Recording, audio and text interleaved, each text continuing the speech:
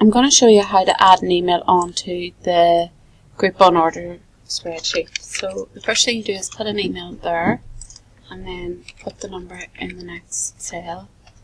You will need to format the cell to make sure it's shown as a number, and then put it down to not, and that's okay. And then just, if you drag that down now and press fill series, okay, and then in the second column put at,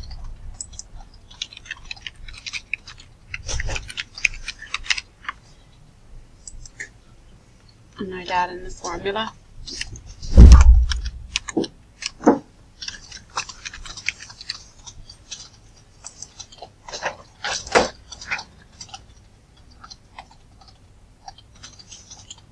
And double click on that, a comma, double click on the second, comma, double click on the third, and then close the brackets. And then to go back in, you have to add in the $signs here and here, and that just means then that not everything will repeat when you drag it down.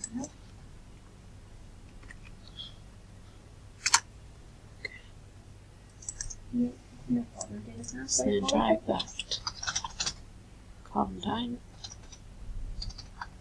No problem. If you hold the line for 2 seconds, I'll see if either of them are available. Copy and paste into the next row. Select values, paste, and then delete the previous column.